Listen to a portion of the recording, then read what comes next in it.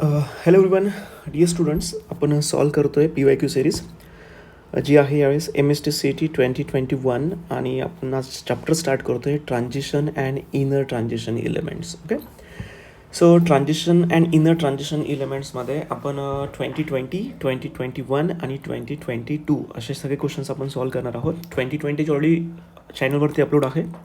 So let's proceed for the CET 2021 questions. Okay, बघूया या चॅप्टरमध्ये काय काय क्वेश्चन्स विचारले. So let's proceed. पहिला क्वेश्चन असा विचारला आहे, which among the following properties of lanthanide is not true.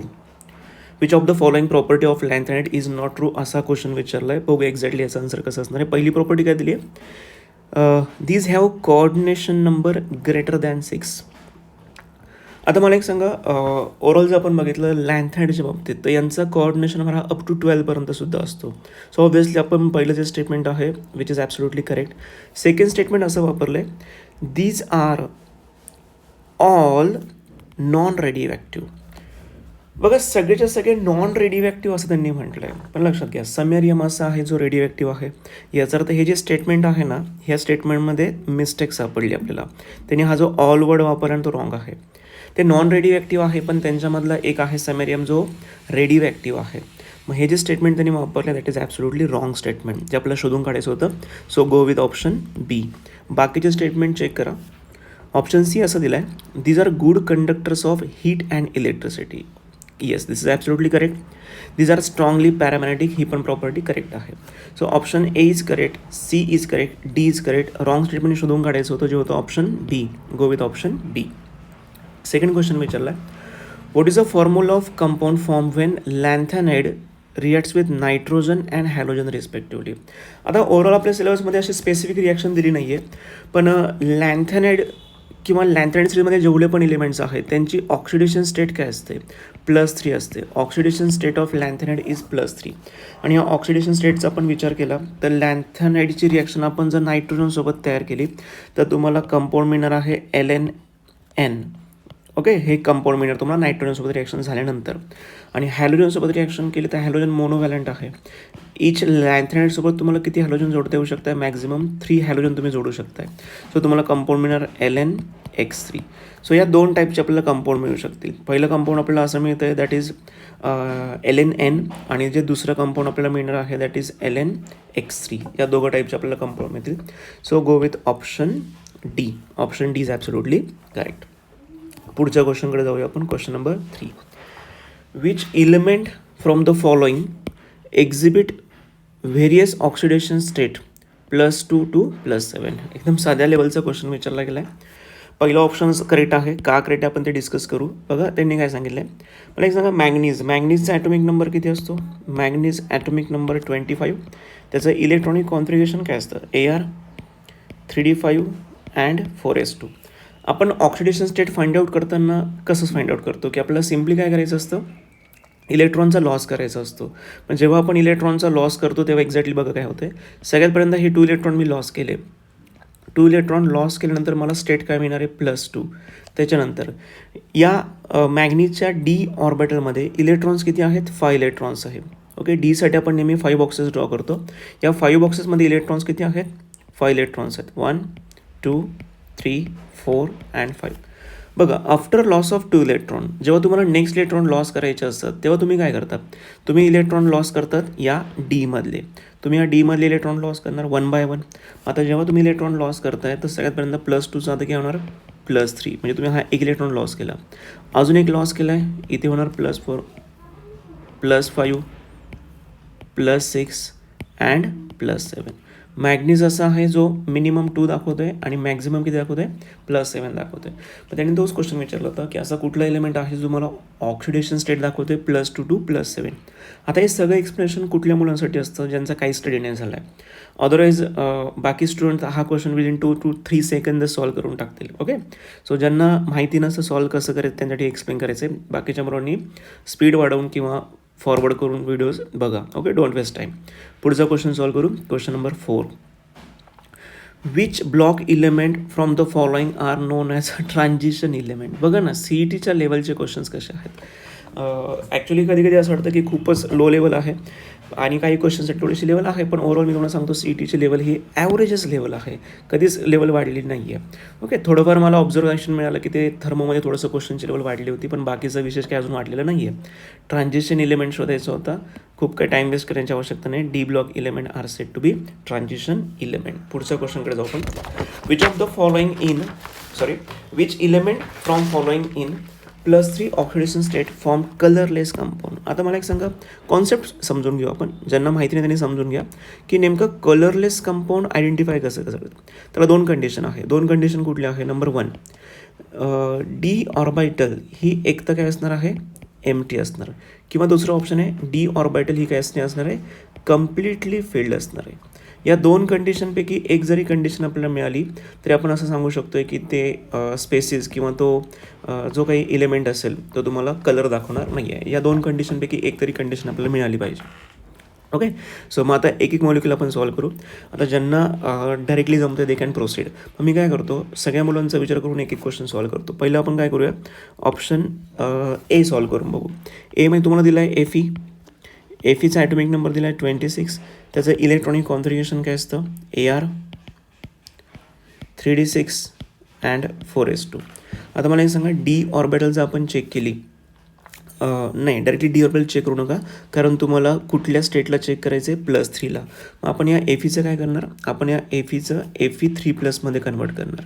So मला एक सांगा, Fe3+ तुम्हाला काय मिळणार. Fe3+चा अर्थ काय असतो माहिती आहे का, 3 इलेक्ट्रॉन लॉस करायचे असतात. सगळ्यात पहिल्यांदा इलेक्ट्रॉन लॉस करायचे असतात 4s मधून, आणि जरी समजा एक्स्ट्रा इलेक्ट्रॉन लॉस करण्याची वेळ आली तर मग इलेक्ट्रॉन लॉस करायचे असतात 3D मधून. ओके, सो बघा काय दिलं याच्यामध्ये. Fe3+ म्हणतं तर मी 3 इलेक्ट्रॉन लॉस करतो आहे. 4sमधून 2 इलेक्ट्रॉन रिमूव्ह करणार आणि उरलेला 1 इलेक्ट्रॉन मी डीमधून रिमूव्ह करणार. After loss of electronic configuration become 3d5.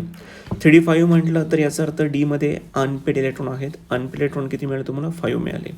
दुसरा ऑप्शन आपण सॉल्व्ह करू. सेकंड काय दिला बघा. सेकंड तुम्हाला दिलं आहे स्कॅन्डियम. ॲटॉमिक नंबर आहे 21. त्याचं इलेक्ट्रॉनिक कॉन्फिगरेशन आहे AR 3d and 4s. AR 3d 4s. या केसमध्ये 21 इलेक्ट्रॉन्स असल्यामुळे आपण इथे 4sमध्ये 1 इलेक्ट्रॉन प्लेस करतो आणि डीमध्ये किती असणार आहे, ऑब्व्हियसली 4sमध्ये 2 इलेक्ट्रॉन आणि डीमध्ये किती असणार आहे, 1 इलेक्ट्रॉन. आता तुम्हाला स्कॅन्डियम 3+ लिहायचं आहे ना. मग आता मला हे सांगा, स्कॅन्डियम 3+ लिहायचं असेल तुम्हाला 3 इलेक्ट्रॉन लॉस करावे लागतील. 3 इलेक्ट्रॉन लॉस केल्यानंतर तुम्हाला काय मिळतं चेक करा. स्कॅन्डियम 3+ जर आपल्याला लिहायचं असेल तर इलेक्ट्रॉनिक कॉन्फिगरेशन होणार आहे AR लिहिण्याची गरज पण नाही आता, 3d0. मला हे सांगा, 3d0 याचा अर्थ ऑर्बिटल आत्ता या कंडिशनला काय झालेली आहे, एम्प्टी झाली आहे. आणि मी तुम्हाला आधीच सांगितलं होतं की इफ ऑर्बिटल इज एम्प्टी, इथे पण मेन्शन केलं होतं बघा, इथे हायलाईट केलं मी. जर ऑर्बिटल एम्प्टी असेल तर आपल्याला कलरलेस कंपाऊंड मिळतं. इथे आपल्याला क्लिअरली मेन्शन केलं आहे, स्कॅन्डियम 3+ने डी ऑर्बिटलला एम्प्टी केलं, याचा अर्थ स्कॅन्डियम 3+ जे कंपाऊंड आहे हे तुम्हाला कलर शो करणार नाही, इट इज कलरलेस. ओके, हे कंपाऊंड कसं असणार आहे, कलरलेस असणार आहे. So go with option B. Okay, next question. आता ॲक्च्युली या चॅप्टरचे जे क्वेश्चन्स होते आपल्याला खूप कमी क्वेश्चन मिळाले होते, पण मी आता काय केलं आहे, थोडंसं आपण ॲडिशनली काही क्वेश्चन सॉल्व्ह करूया जे मी टार्गेटमधून ॲड केले. व्हिडिओ खूप छोटी झाली असती, म्हणजे PYQs फक्त एवढेच झाले असते. सो आपण काय करू, थोडंसं एक्स्ट्रा क्वेश्चन सॉल्व्ह करू. पुढचा क्वेश्चन आहे क्वेश्चन नंबर 7. जो कुठला, त्याला नंबर नाही आहे, माझ्याकडे काही क्वेश्चन तुम्ही ॲड करून घेतले ते. क्वेश्चन नंबर 7मध्ये काय सांगितलं बघा, general electronic configuration of transition element it. Transition इलेमेंटचं तुम्हाला शोधायचं आहे जनरल इलेक्ट्रॉनिक कॉन्फिगरेशन. ओव्हरऑलचं आपण बघायला गेलं तर आपण बघा 3D सिरीज जे आहे, ज्याला आपण बोलतो फर्स्ट ट्रान्झिशन सिरीज, ज्याचं आपण इलेक्ट्रॉनिक कॉन्फिगरेशन लिहिताना नेहमी काय लिहितो, 3D अँड 4s. 4sमध्ये बघा तुम्ही क्रोमियम कॉपरच्या बाबतीत 1 इलेक्ट्रॉन आहे, बाकी सगळ्यांच्या बाबतीत 2 इलेक्ट्रॉन आहे. डीमध्ये मिनिमम इलेक्ट्रॉन आहे 1, मॅक्झिमम इलेक्ट्रॉन किती आहे 10. तसंच आपण जर पुढच्यांचा पण विचार केला, ही तर फक्त झाली 3D सिरीज. सेम आपण विचार करतोय 4D सिरीज, 5D सिरीज आणि 6D सिरीज. अशा प्रत्येक सिरीजचा आपण विचार केला तर प्रत्येक सिरीजचं म्हणजे तुम्हाला अशाच टाईपचं इलेक्ट्रॉनिक कॉन्फिगरेशन दिसणार. फक्त होणार काय की क्वांटम नंबर इन्क्रीज होत जाणार. मग आपण याचा जनरली आपण विचार केला तर आपण बघा ना, समजा मी 4D सिरीजचा विचार केला असतं तर 4D सिरीजचं मी इलेक्ट्रॉनिक कॉन्फिगरेशन केलेलं असतं 4D 1 to 10, 5s 1 to 2 असंच लिहिलं असतं. सेम मी पुढच्याचा पण लिहू शकतो आहे. मग आता मला हे सांगा, या सगळ्यांचाच आपण विचार केला तर कॉमन काय धरवतं आहे. जर मी या 4ला किंवा या 5ला मी n मार्क करतो आहे, म्हणजे मी लिहिणार NS 1 to 2 आणि या 4च्या पाठीमागचा एक म्हणजे त्याला आपण बोलतो 4 म्हणजे जर nth शेल असेल तर त्याच्या पाठीमागचं म्हणजे असतं n-1. इथे आपण लिहिणार n-1. n-1मध्ये मिनिमम आहे 1, मॅक्झिमम किती आहे 10. So this is a general electronic configuration of transition element. So go with option C. Option C is correct. Next question.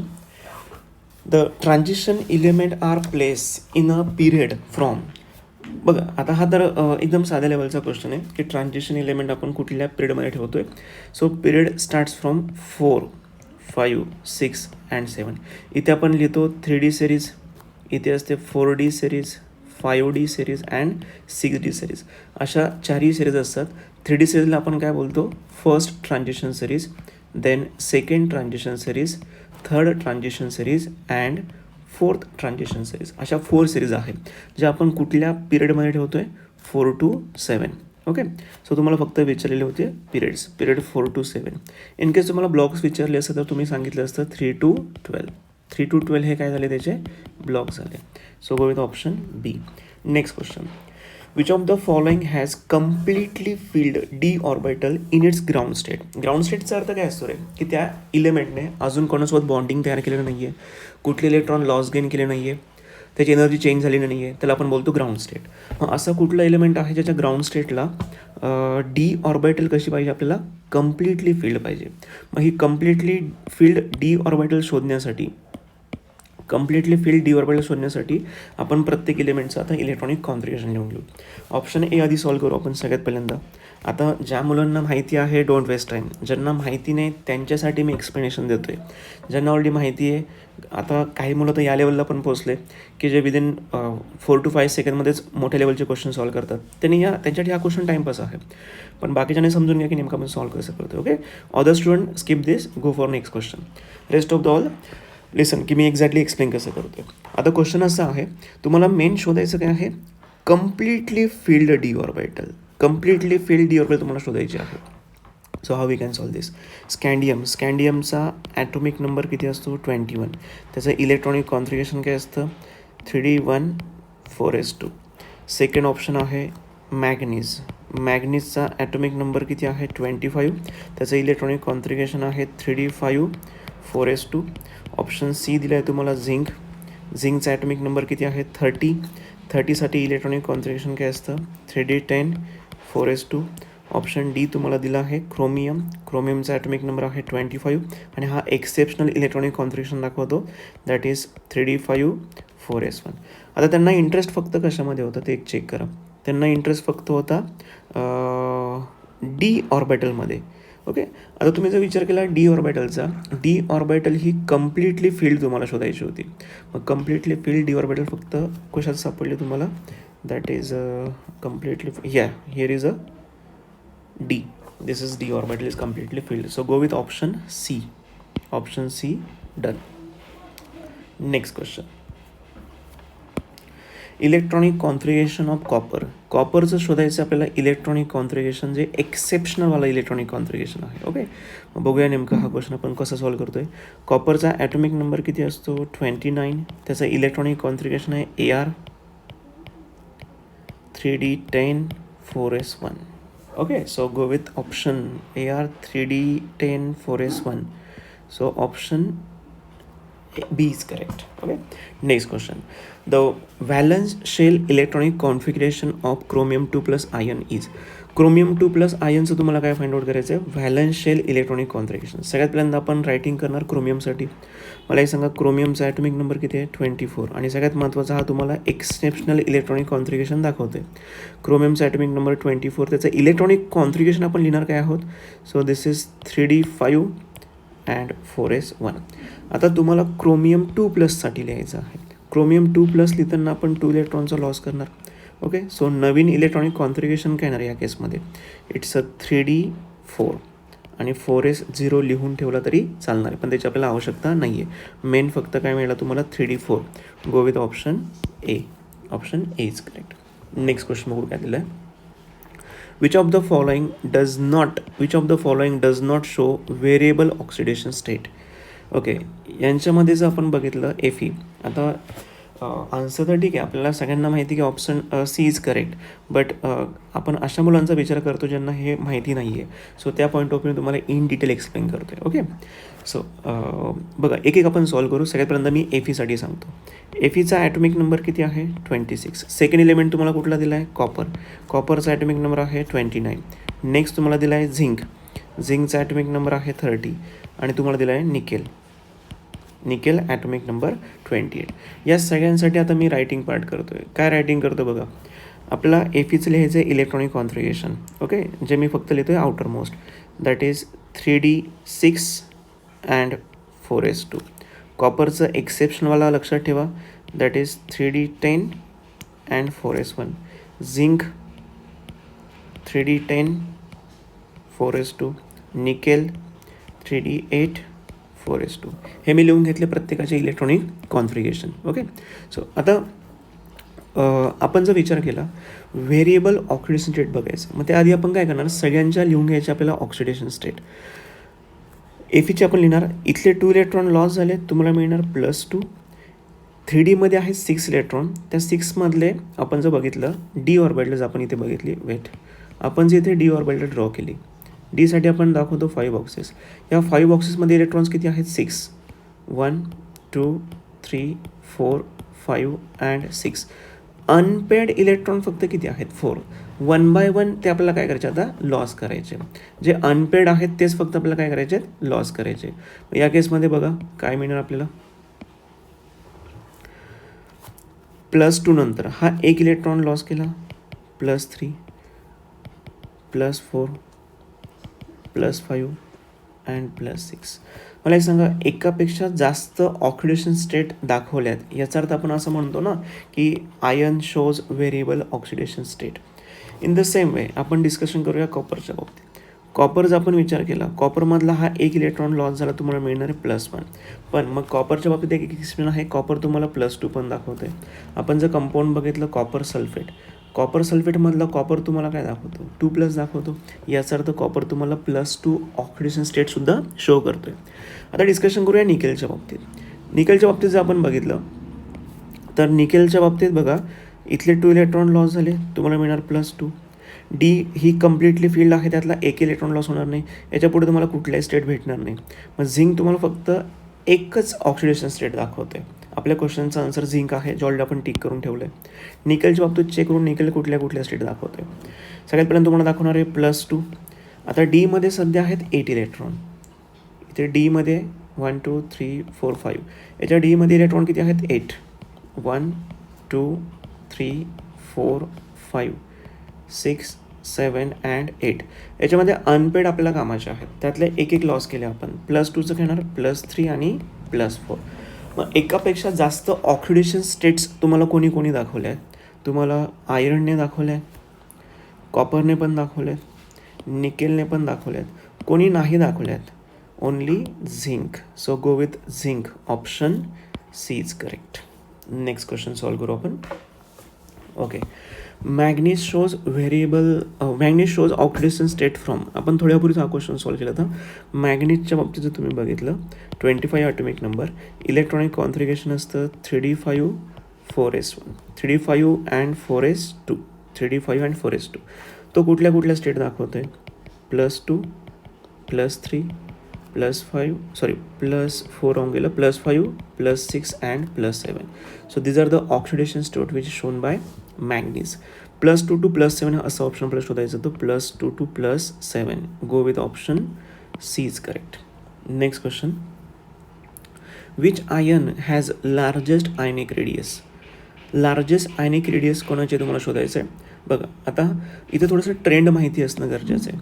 आपण जर बघितलं, scandium, titanium, vanadium, chromium, manganese, iron, cobalt, nickel, copper and zinc. Overall जर आपण विचार केला तर ही जी movement आहे, ही जी काही मुवमेंट आपण बघतोय, याचा अर्थ आपण मुवमेंट करतोय left to right. Left to right move करताना ॲटॉमिक साईज किंवा आयोनिक साईजचा आपल्याला ट्रेंड माहिती असायला पाहिजे. लेफ्ट टू राईट मूव्ह करताना ॲटॉमिक साईज किंवा आयोनिक साईजचा ट्रेंड काय असतो नीट समजून घ्या. स्कँडियमची ॲटॉमिक साईज अंदाजे सपोज एवढी काढली असेल, तर left to right atomic size नेहमी काय होत जाणार आहे, डिक्रीज होत जाणार आहे. Left to right atomic size decreases. आता सगळ्यापर्यंत मी पोचत नाही आहे. जो ट्रेंड आहे ॲटॉमिक साईजच्या बाबतीत सेम ट्रेंड आहे आयनिक साईजच्या बाबतीत सुद्धा.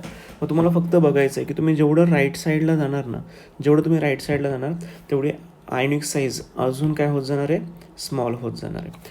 मग आता आपण यांना हायलाईट करू कोण एक्झॅक्टली कुठे कुठे आहे. Okay, 1 minute only. स्कँडियम 3+ इथे मिळालं आपल्याला. त्याच्यानंतर बी ऑप्शन दिला आहे मॅग्नीज 2+. त्याच्यानंतर दिला आहे टिटॅनियम 3+ आणि दिला आहे कोबाल्ट 3+. मला सांगा एक्स्ट्रीम राईट हँड साईडला कोण गेलं, एक्स्ट्रीम राईट हँड साईडला कोण आहे, या ठिकाणी कॉपर सापडलं आहे. मग कॉपर 2+ची आयनिक साईज सगळ्यात कशी असणार आहे, स्मॉलेस्ट असणार आहे. सॉरी, आपल्याला काय विचारलं आहे, लार्जेस्ट विचारलं आहे. आपण शोधून ठेवली स्मॉलेस्ट, पण ठीक आहे. स्मॉलेस्ट कोणाची असणार आहे, कॉपर 3+ची. आणि लार्जेस्ट विचारले तर लार्जेस्ट ऑब्व्हियसली कोणाची असणार आहे, स्कँडियमची असणार आहे. Okay, go with option scandium 3+. So option A is correct. Question number next आणि लास्ट क्वेश्चन आपण सॉल्व करू. The first ionization enthalpy is maximum in case of. बघा, टॉपिक आहे आयनायझेशन एन्थॅल्पी. आपण आत्ताच डिस्कशन केलं आहे, पुन्हा एकदा सांगतो मी तुम्हाला. Scandium, titanium, vanadium, chromium, manganese, iron, cobalt, nickel, copper and zinc. आपल्याला मुवमेंट करायची आहे. आपण मुवमेंट कशी करतो आहे, लेफ्ट टू राईट चाललो आहे आपण. आणि लेफ्ट टू राईट जाताना आयनायझेशन एन्थॅल्पीवरती काय चेंज होतो. बघा, पहिला महत्त्वाचा चेंज काय माहिती आहे का, ॲटॉमिक साईजबद्दल तुम्हाला माहिती असायला पाहिजे. आपण जर मुवमेंट करतो आहे, आपण मुवमेंट करताना जर लेफ्ट टू राईट जातो आहे तर ॲटॉमिक साईज ही काय होत जाते, डिक्रीज होत जाते. Left to right atomic size decreases. हे जनरल आहे. हे मी अंदाजे साईज काढून टाकलं आहे. आता जेव्हा ॲटॉमिक साईज डिक्रीज होते आणि आपल्याला टॉपिक डिस्कशन करायचं आहे आयनायझेशन एन्थॅल्पीचा. ओके, मग समजा आपल्याला इथल्या इलेक्ट्रॉनला बाहेर काढायचं आहे, आउटर मोस्ट शेलमधल्या इलेक्ट्रॉनला बाहेर काढायचं आहे आणि त्या इलेक्ट्रॉनला रिमूव्ह करण्यासाठी ऑब्व्हियसली आपल्याला काही ना काही एनर्जी अप्लाय करायला लागणार आहे. So amount of energy required for the removal of outer most electron, it is called as ionization enthalpy. मग ऑब्व्हियसली पहिल्याच्या बाबतीत बघितलं तर न्यूक्लियसपासून इलेक्ट्रॉन खूप दूर अंतरावरती, याला रिमूव्ह करण्यासाठी आयनायझेशन एन्थॅल्पी तुम्हाला खूप कमी लागणार आहे. पण जर तुम्ही राईट साईडला गेला असेल तर न्यूक्लियसच्या खूप क्लोज असतो इलेक्ट्रॉन आणि न्यूक्लियसच्या क्लोज असल्यामुळे त्यांच्यामध्ये स्ट्रॉंग ॲट्रॅक्टिव्ह फोर्स असतं आणि स्ट्रॉंग ॲट्रॅक्टिव्ह फोर्स असेल तर या इलेक्ट्रॉनला रिमूव्ह करण्यासाठी तुम्हाला खूप जास्त एनर्जी लागणार आहे. ओके, म्हणजे आयनायझेशन एन्थॅल्पी सगळ्यात हाय असेल.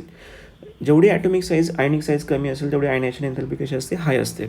मग तुम्हाला क्वेश्चन असा विचारला की हाय किंवा मॅक्झिमम आयनायझेशन एन्थॅल्पी कोणाची आहे. तर ऑप्शन ABCDमध्ये चेक करा सगळ्यात राईट साईडला कोण मिळतं आहे का. आपण त्यांना आधी हायलाईट करून घेऊ नेमकं एक्झॅक्टली कोण कुठल्या ठिकाणी आहे. एक एक पॉईंट आपण बघू. तुम्हाला एक दिला आहे झिंक, नंतर तुम्हाला दिलं आहे स्कँडियम, निकेल पण दिलं आहे, निकेल इथे आहे, आणि व्हॅनाडियम दिलं आहे. सगळ्यात राईटला कोण आलं आहे, सगळ्यात राईटला आहे zinc. So go with option zinc. आपल्याला कुठलं ऑप्शन टिक करावं लागणार आहे, ऑप्शन ए इज करेक्ट.